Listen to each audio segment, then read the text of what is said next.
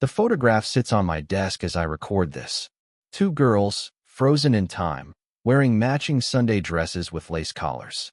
Their smiles are identical, their eyes bright with the kind of innocence that only exists before the world teaches you to be afraid.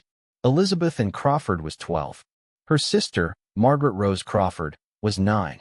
On September 14, 1975, they walked out of their family home in Frederick, Maryland, to pick wildflowers from the field behind their grandmother's property.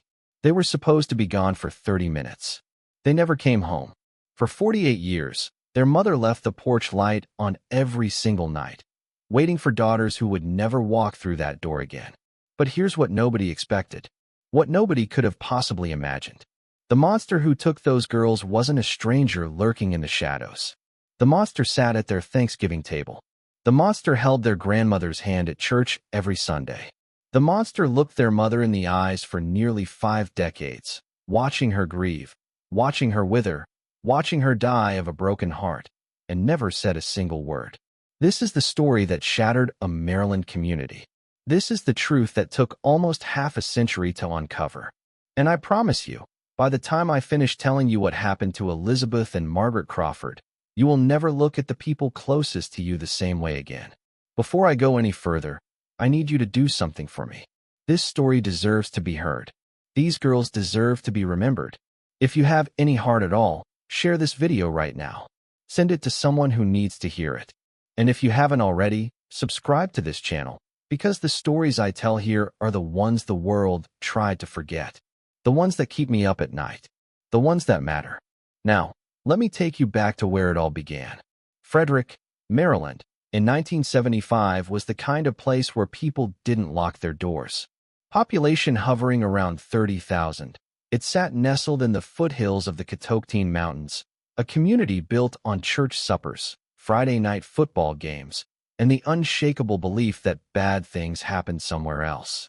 The Crawford family had been part of the fabric of this town for 4 generations. Raymond Crawford, the girl's father, ran the only hardware store on Main Street, a business his grandfather had started in 1922. His wife, Virginia, taught Sunday school at First Baptist and was known throughout the county for her apple pie, which had won the state fair blue ribbon 3 years running. They lived in a white farmhouse on Meadowbrook Lane, a property that had been in Virginia's family for over a century. Her mother, Constance Whitmore, lived in the smaller cottage just 300 yards away, connected by a worn dirt path through a wildflower meadow that bloomed with black-eyed Susans and purple coneflowers every September. Elizabeth and Margaret were as different as 2 sisters could be while still being impossibly close. Elizabeth, the eldest, was the serious one. She kept a journal, wrote poetry, and had already announced to her parents that she intended to become a veterinarian. Her room was filled with books about horses and dogs, and she had a habit of rescuing injured birds and nursing them back to health in shoeboxes lined with cotton. Margaret was fire to Elizabeth's water. Loud, fearless, always dirty from climbing trees or catching frogs in the creek. She followed her older sister everywhere, not because she was timid, but because she adored Elizabeth with the fierce loyalty that only a younger sibling can possess. Where Elizabeth went, Margaret went. That was the rule of their universe. The morning of September 14th started like any other Sunday. The family attended the 8 o'clock service at First Baptist, where Reverend David Morrison delivered a sermon on forgiveness that several witnesses would later remember with bitter irony. After church, Virginia prepared a roast for Sunday dinner, while Raymond retreated to his workshop to refinish an antique rocking chair he'd been working on for months. The girls changed out of their church clothes and into play dresses, the kind that could survive grass stains and muddy knees. At approximately 2:15 in the afternoon, Elizabeth asked her mother if she and Margaret could walk to the meadow to pick flowers for the dinner table. Virginia said yes. She told them to be back by 3. She kissed them both on the forehead. She watched them skip down the porch steps, holding hands, their laughter floating back to her on the autumn breeze. Those are the last words Virginia Crawford ever spoke to her daughters.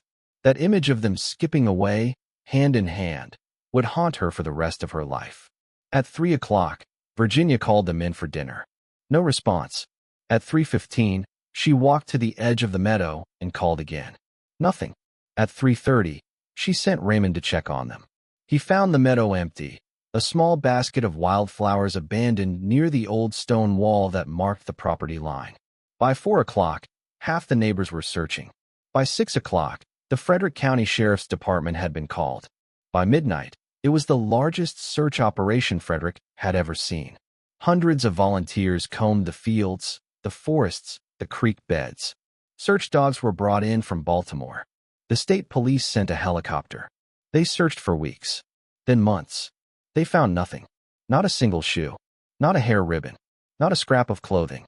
Elizabeth and Margaret Crawford had vanished as if they had never existed at all. The investigation that followed was, by the standards of 1975, thorough. Detective Franklin Mercer, a 20-year veteran of the Frederick County Sheriff's Department, led the case. He interviewed over 200 people. He chased down every lead, every rumor, every anonymous tip. A drifter passing through town was questioned and released. A registered sex offender living 3 counties away was investigated and cleared. There were theories about a mysterious event seen on the highway, about a stranger spotted near the school the week before, about a traveling carnival that had passed through the area. None of them led anywhere. The case went cold within a year. Detective Mercer retired in 1988, and on his last day, he reportedly sat at his desk and wept, telling colleagues that his failure to find those girls was the greatest regret of his life. He died in 2002, still convinced that the answer was out there somewhere, still believing that someone in that community knew what had happened. He was right. The years that followed the disappearance were a slow-motion tragedy for the Crawford family. Raymond threw himself into his work, keeping the hardware store open 12 hours a day, 6 days a week, as if staying busy could outrun the grief. Virginia stopped teaching Sunday school. She stopped baking pies. She stopped doing almost everything except waiting. Every night at dusk, she would walk to the edge of the meadow and stand there, watching the sun set behind the mountains, waiting for 2 small figures to emerge from the wildflowers. Some nights, neighbors would see her out there in the rain, in the snow, standing motionless like a statue erected to sorrow. The community rallied around them in the beginning. Casseroles appeared on their doorstep. Prayer circles were organized. The church raised money for a reward fund that eventually grew to $50,000. But as the months turned to years, life moved on for everyone except Raymond and Virginia. Friends stopped calling as often. Neighbors grew uncomfortable around the weight of their grief. There's only so long people can look tragedy in the face before they need to look away. Constance Whitmore, Virginia's mother, became the family's anchor. At 68 years old when her granddaughters disappeared, she was a sturdy woman who had survived the Depression, buried a husband, and raised 4 children on her own after he passed. She moved into the main house to care for her daughter, cooking meals that Virginia barely touched, forcing her to bathe and dress when the Depression became too heavy. Constance never spoke about her own grief, never broke down in public, never allowed anyone to see her cry. She was the strong one, the pillar, the one who held everything together when everything was falling apart.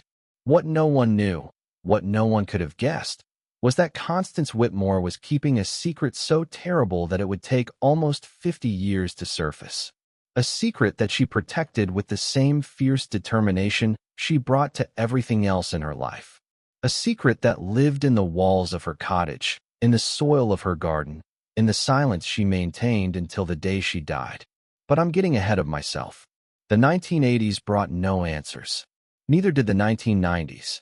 The case was featured on a regional crime show in 1983, generating hundreds of tips that led nowhere.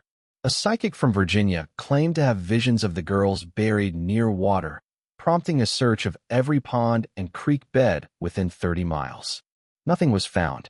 In 1991, a construction crew unearthing land for a new shopping center on the outskirts of Frederick discovered what appeared to be human remains.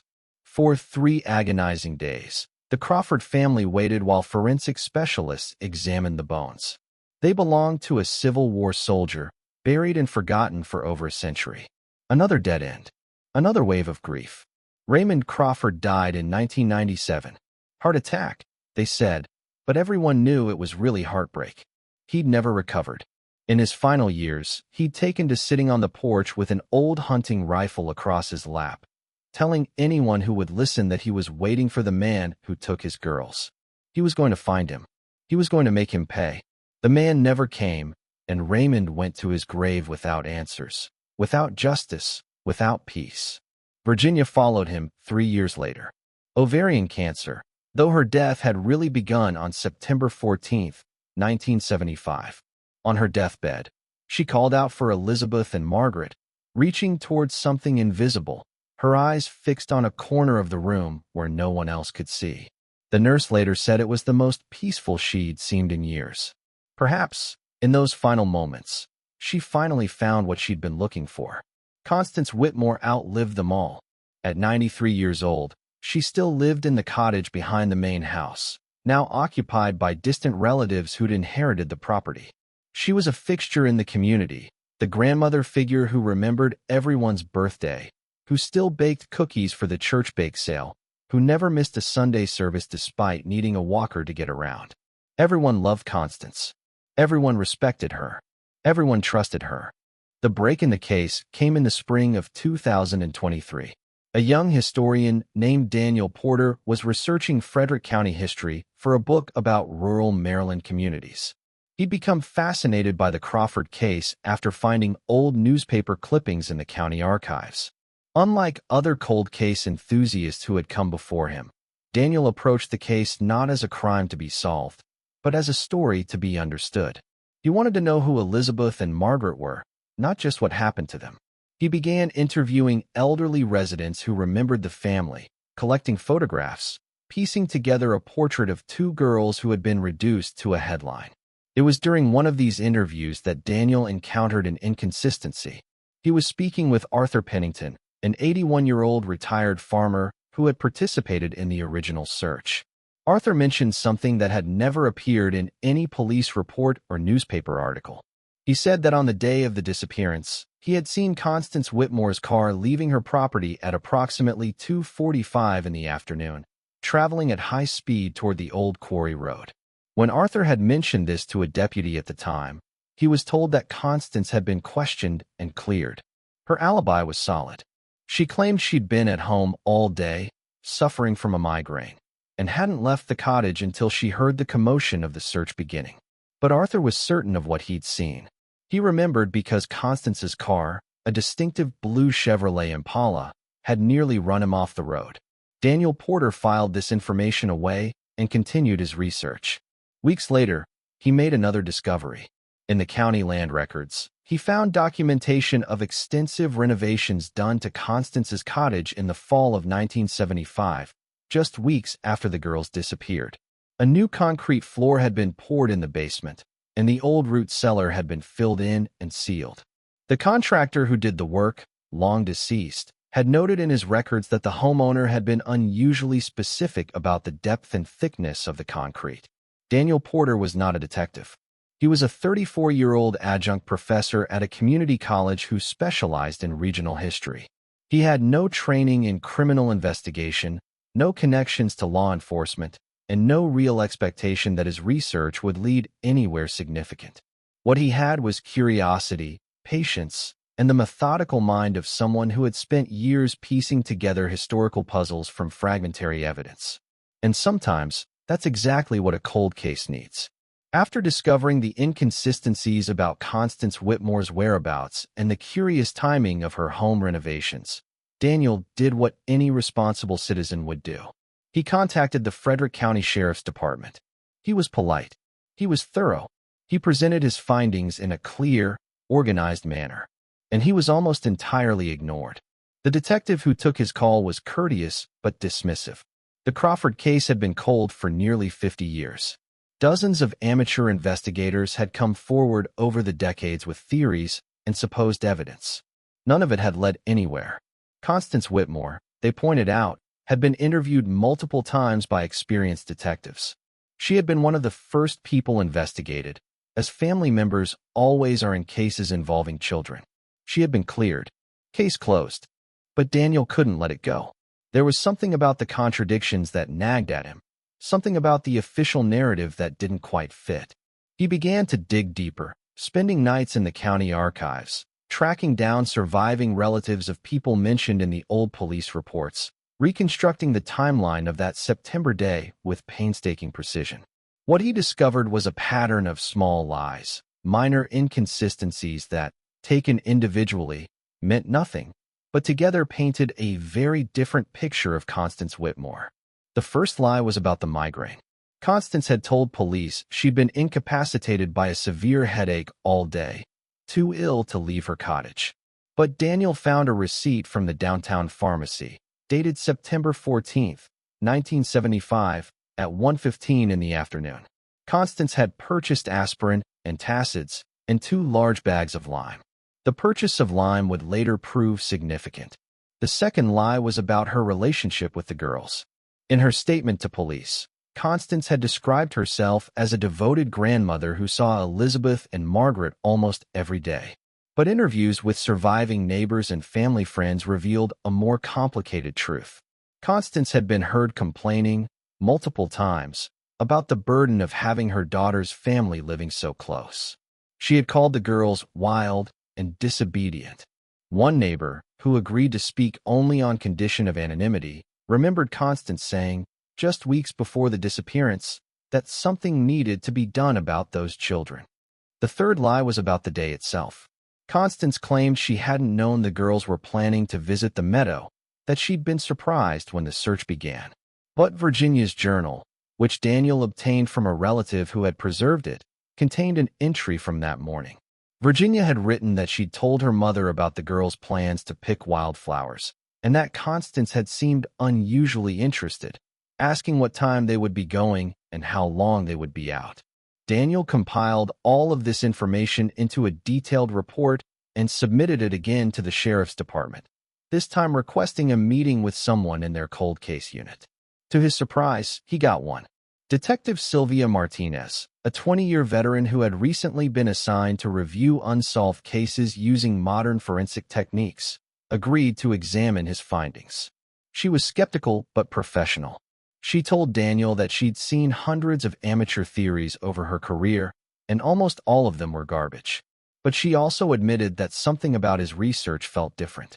It was too methodical, too grounded in documentary evidence, to dismiss outright. Detective Martinez began her own investigation in the summer of 2023. She started by locating and interviewing Arthur Pennington, the farmer who had seen Constance's car on the day of the disappearance. Arthur was 82 now, his memory fading in places, but he remained absolutely certain about what he'd seen. He described Constance's blue Chevrolet Impala, the speed at which it was traveling, the direction it was heading. He remembered because he'd had to swerve into a ditch to avoid being hit, and he'd been angry about it for days afterward. Martinez then obtained the original case files from 1975, which had been stored in a county warehouse for decades. What she found disturbed her.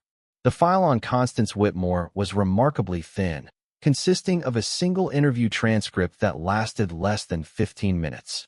The detective who conducted the interview, a junior officer named William Donovan, had accepted Constance's alibi at face value without any verification. There was no mention of Arthur Pennington's statement. There was no follow-up investigation of the cottage or the property. It was as if Constance had been cleared before she was ever seriously considered. Detective Martinez dug deeper and discovered why. William Donovan, the officer who had interviewed Constance, was her nephew. He was the son of Constance's younger sister, a fact that was never disclosed in the case file, and that represented a massive conflict of interest. Donovan had retired from the department in 1982 and moved to Arizona, where he died in 2015. There was no way to question him about his decisions. But the conclusion was inescapable. Constance Whitmore had been protected from the beginning. Let me pause here and ask you something. Have you ever looked at someone you trusted, someone you loved, and wondered what secrets they might be hiding? Have you ever considered that the person sitting across from you at the dinner table, the person who hugs you and tells you they love you, might be capable of something unimaginable? Think about that for a moment. And while you're thinking, drop a comment below telling me your answer. I want to know if this story is hitting you the way it hit me.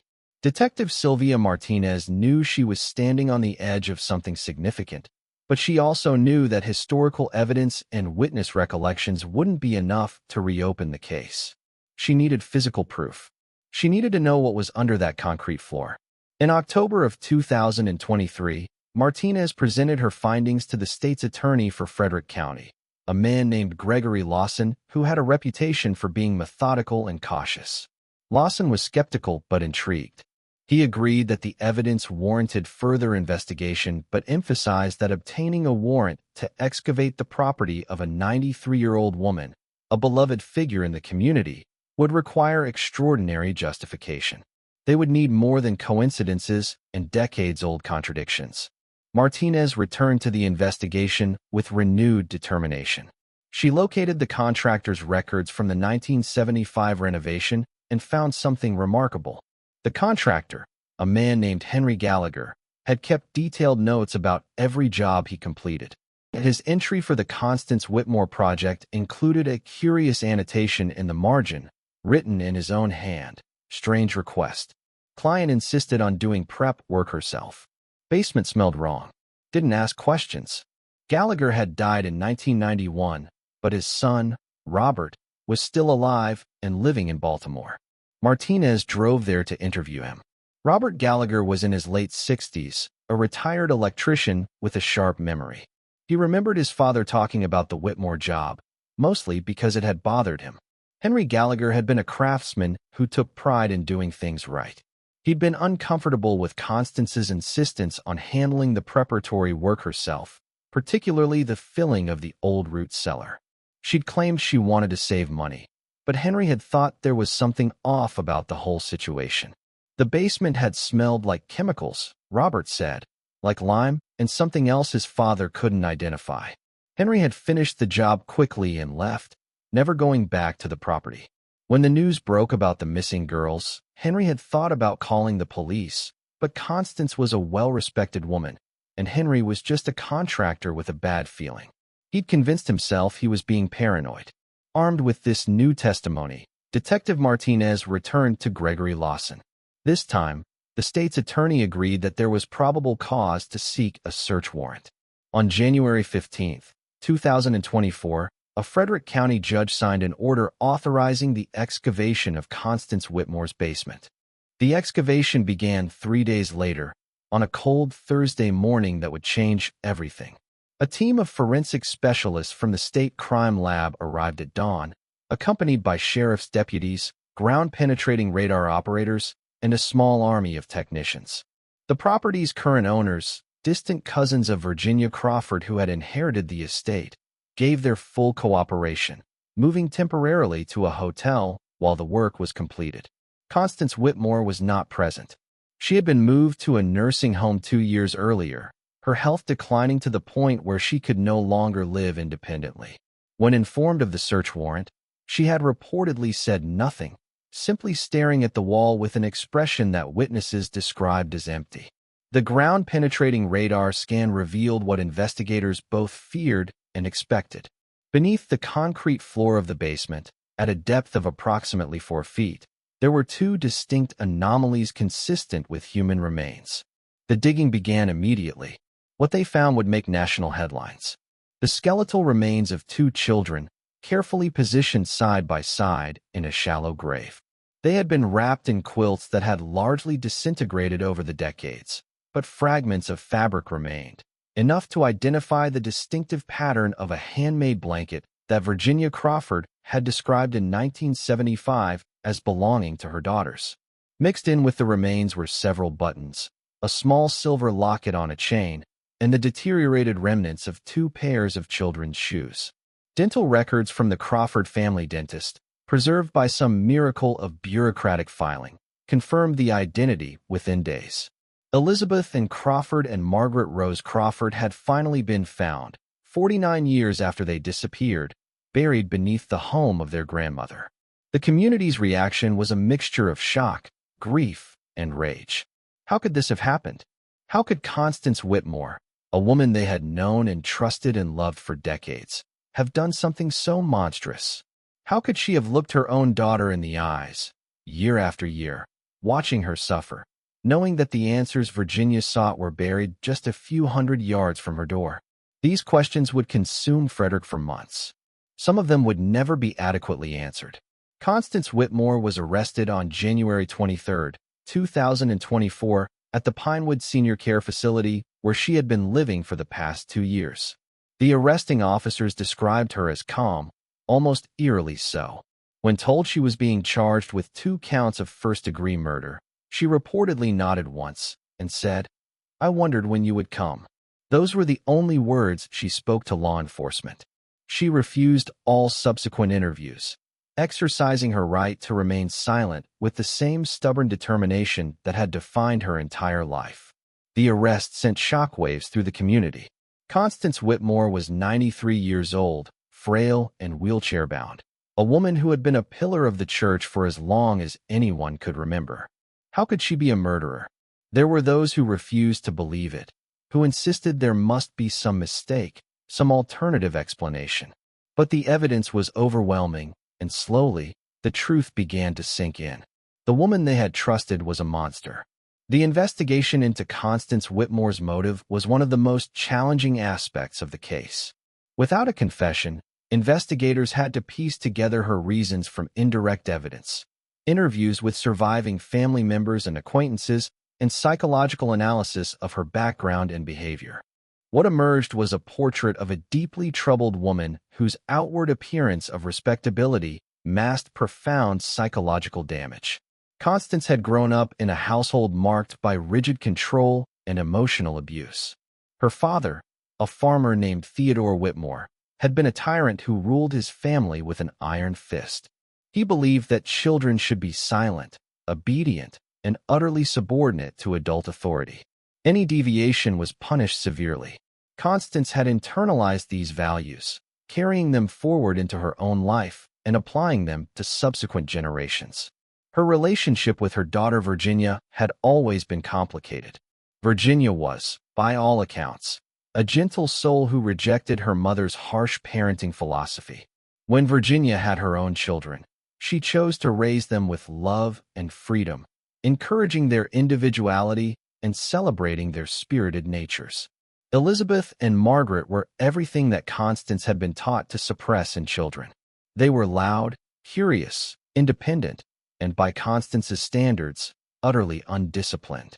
Surviving family members painted a picture of escalating tension between Constance and her granddaughters. Elizabeth, in particular, had begun to push back against her grandmother's attempts at control. At 12 years old, she was developing her own opinions, questioning authority, asserting her independence. Margaret, following her older sister's lead, had grown increasingly defiant. Constance had complained bitterly to friends and neighbors about the girls' behavior, describing them as wild and disrespectful. She had urged Virginia to be stricter with them, offering unsolicited advice that was consistently ignored. The breaking point, according to the prosecution's theory, came in the weeks before the murder. Elizabeth had done something that crossed an invisible line in Constance's mind. The exact nature of this transgression was never determined with certainty, but several witnesses recalled an incident at church where Elizabeth had publicly questioned something Constance said, embarrassing her in front of the congregation. For a woman as rigid and proud as Constance, such a humiliation might have been intolerable. On September 14, 1975, Constance Whitmore made a decision that would define the rest of her life. She knew the girls were coming to pick wildflowers. She knew they would pass close to her cottage, and she decided that something needed to be done. The prosecution's theory, supported by forensic evidence and circumstantial testimony, was that Constance confronted the girls somewhere between the meadow and her property. What happened next is unknown, but the girls ended up in her cottage, where they were killed. The exact method of death could not be determined from the skeletal remains, but the presence of large quantities of lime suggested that Constance had prepared for the disposal of the bodies in advance. She had purchased the lime earlier that day, along with the aspirin and antacids that provided her alibi of a migraine. After killing her granddaughters, Constance transported them somehow, most likely in the trunk of her blue Chevrolet Impala, the car that Arthur Pennington saw speeding away from the property. Investigators theorized that she drove to a secluded location, possibly the old quarry road, to wait until dark before returning to bury the bodies. The root cellar beneath her cottage, an underground space that had been part of the original property, provided the perfect hiding place. She buried the girls there, covered them with lime to accelerate decomposition and mask any odor, and then hired a contractor to pour concrete over the entire basement floor, sealing her secret forever. The cruelty of what followed was almost incomprehensible. Constance returned to her life, comforting her distraught daughter, participating in the search for the missing girls, attending the prayer vigils and the community meetings. She watched Virginia destroy herself with grief, watched Raymond drink himself into an early grave, watched the entire family collapse under the weight of not knowing. And she said nothing. For 49 years, she said nothing. Psychological experts who reviewed the case offered various interpretations of Constance's behavior. Some suggested she was a sociopath, incapable of genuine empathy or remorse. Others pointed to her traumatic upbringing and theorized that she had become so psychologically damaged that she was unable to process the enormity of her actions. Still others suggested that she had convinced herself, over the decades, that what she had done was somehow justified, a necessary correction of children who had strayed too far from acceptable behavior. Whatever the explanation, the result was the same. 2 innocent girls had been murdered by someone who should have protected them, and the person responsible had escaped justice for nearly half a century. The trial of Constance Whitmore began on September 3, 2024, almost exactly 49 years after the murders. It was one of the most closely watched trials in Maryland history, attracting national media attention and transforming the small Frederick County courthouse into a circus of cameras, reporters, and curious onlookers. Constance appeared in court in a wheelchair, dressed in a simple gray cardigan over a white blouse. She looked frail, diminished, nothing like the monster the prosecution described. Her white hair was neatly combed, her hands folded in her lap. She showed no emotion as the charges were read, no reaction when the prosecutor detailed the horrors she had allegedly committed. She simply sat there, staring straight ahead, as if she were somewhere else entirely. The defense, led by a court-appointed attorney named Christopher Brennan, faced an impossible task. The physical evidence was overwhelming, and the circumstantial evidence painted a damning portrait. Brennan's strategy was to focus on Constance's age and diminished capacity, arguing that she was no longer competent to stand trial and that decades-old memories and evidence could not be relied upon for a fair determination of guilt.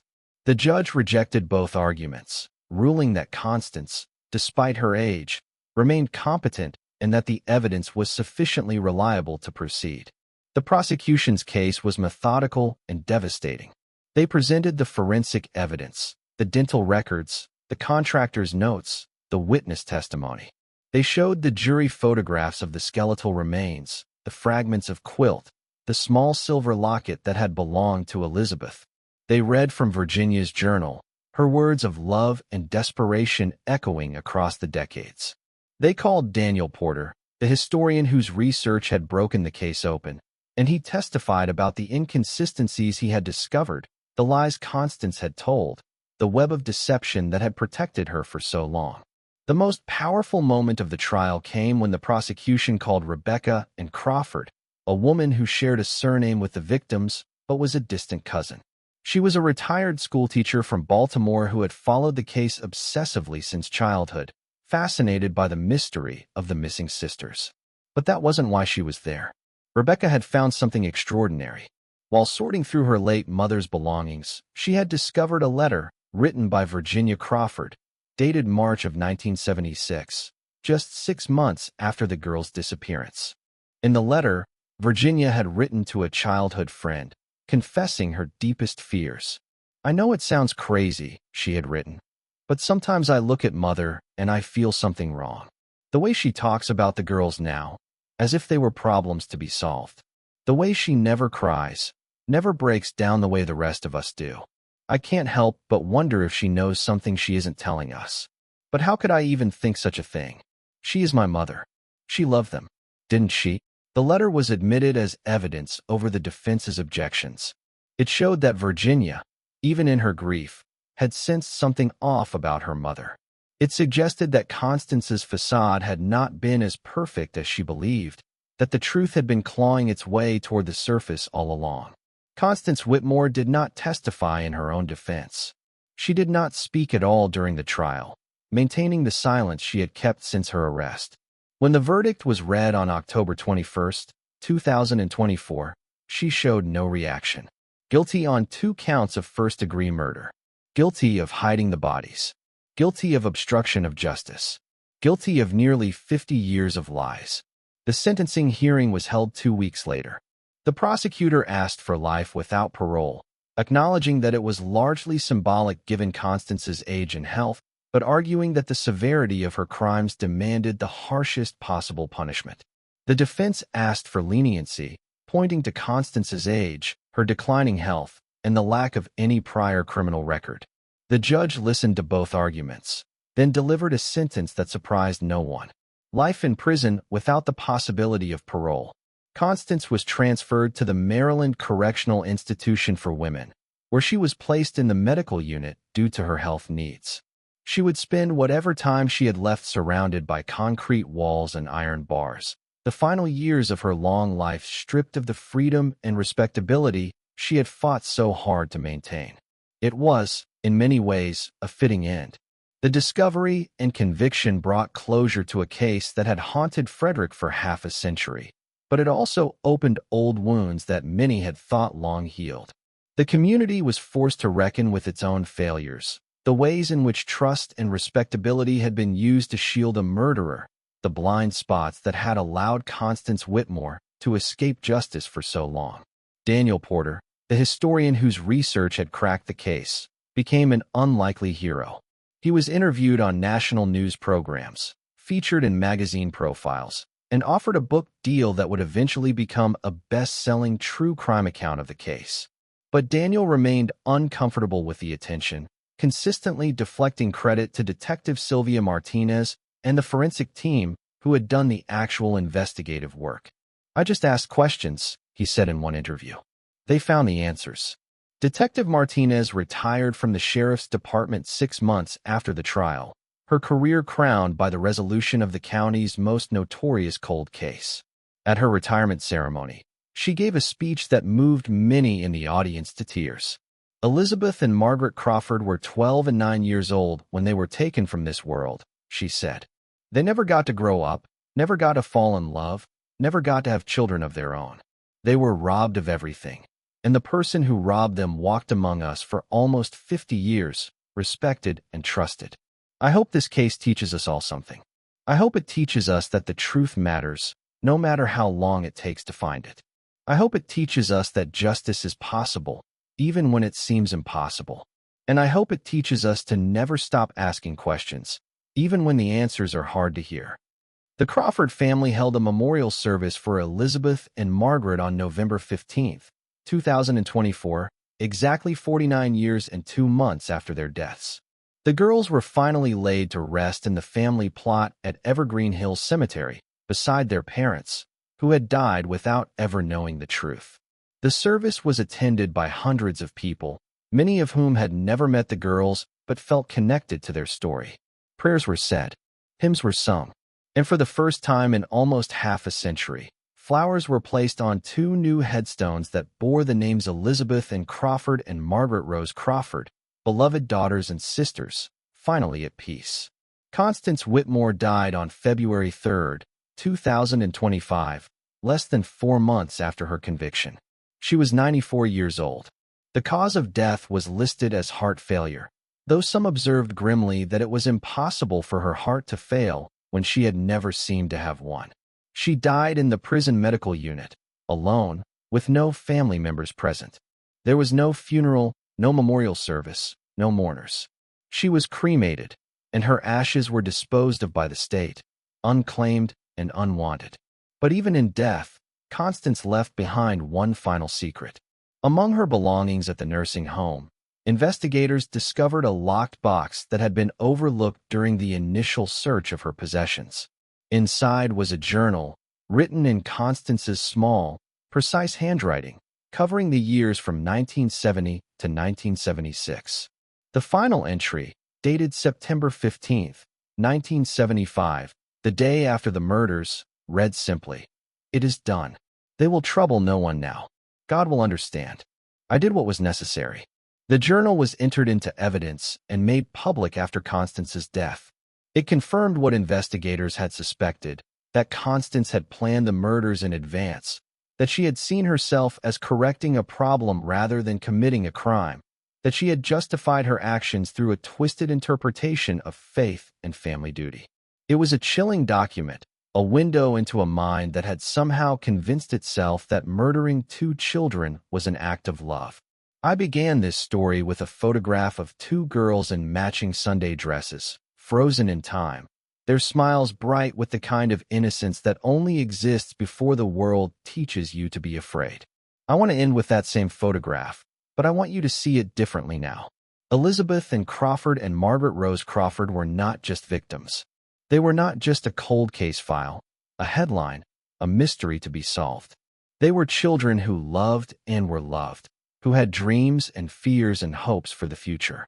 Elizabeth wanted to be a veterinarian. She kept a journal full of poems and pressed flowers. She rescued injured birds and nursed them back to health. Margaret was fearless, a climber of trees and catcher of frogs, a girl who followed her sister everywhere because she adored her more than anything in the world. They deserved to grow up. They deserved to live. The resolution of this case was not a victory in any traditional sense. The girls are still gone. Their parents died without answers. Nearly 50 years passed before justice was served. But there is something meaningful in the ending, something that transcends the tragedy. The truth came out. After 49 years of lies, the truth finally emerged into the light. A monster was unmasked, stripped of the respectability that had protected her, forced to face the consequences of her actions. The girls were found, their remains treated with dignity, their names spoken with love rather than just sorrow. They were given a proper burial, a memorial, a recognition that their lives mattered. And perhaps most importantly, the story was told. You know it now. You will carry Elizabeth and Margaret with you when you leave this video. You will remember their names, their faces, their stolen futures. And in that remembering, they live on. Daniel Porter, the historian who refused to let this case fade into obscurity, said something in an interview that has stayed with me. He said, "History is not about the past. It's about who we choose to remember and why. Every cold case is a test of our commitment to the truth. Every unsolved murder is an ongoing injustice. We owe it to the victims to keep asking questions, to keep searching for answers, no matter how long it takes. Because they cannot speak for themselves. We have to speak for them." Detective Franklin Mercer, the original investigator who died believing he had failed, was wrong. He didn't fail. He passed the torch to others who carried it forward. William Donovan, the compromised officer who protected Constance Whitmore, betrayed his oath, but his betrayal was eventually uncovered and exposed. The system failed Elizabeth and Margaret in 1975, but the system also found them in 2024. Justice delayed is not always justice denied. For the community of Frederick, the resolution of this case was a reckoning. They had to confront the uncomfortable truth that evil can wear a familiar face, that the people we trust most can be the ones who hurt us most deeply. It was a painful lesson, but it was also a necessary one. The community emerged from this ordeal more aware, more vigilant, more committed to the idea that suspicion should follow evidence rather than reputation. And for the extended Crawford family, scattered now across the country, connected by a tragedy that had defined their lives for generations, there was finally something resembling peace. They could grieve properly now. They could visit graves. They could speak the names Elizabeth and Margaret without the agonizing question mark that had followed those names for so long. They could tell stories about 2 little girls who loved each other, who picked wildflowers on a September afternoon, who deserved so much more than they got. I want to leave you with one final thought. Constance Whitmore kept her secret for 49 years. She carried it to church every Sunday, to family gatherings every holiday, to her daughter's bedside as Virginia lay dying. She watched an entire community suffer and said nothing. She could have confessed at any time. She could have given the Crawford family the answers they desperately needed. She chose silence instead. But the truth has a way of surfacing. It doesn't matter how deep you bury it, how thick the concrete, how many years pass. The truth wants to be known. It finds a way. Through a historian asking the right questions. Through a detective refusing to accept the official narrative. Through a farmer who remembered a blue Chevrolet Impala speeding down a country road. The truth found a way because people cared enough to keep looking. Elizabeth and Margaret Crawford are at rest now, lying beside their parents in a peaceful cemetery in Frederick, Maryland. Their headstones are new, the granite still polished, the engraved letters still sharp. People leave flowers there, even strangers who never knew them, but who heard their story and were moved by it. The porch light at the old house on Meadowbrook Lane has finally been turned off, after 49 years of burning through the night. Virginia's vigil is over. And somewhere, in a better place than this one, two sisters who loved each other more than anything are together again, picking wildflowers in an endless meadow where no harm can ever reach them, where time has no meaning, where the September sun never sets. That is the ending they deserved. That is the ending we must believe in. Because otherwise, the darkness wins. And I refuse to let the darkness win. Rest in peace, Elizabeth and Crawford. Rest in peace, Margaret Rose Crawford. You are remembered. You are loved. And finally, after all these years, you are home.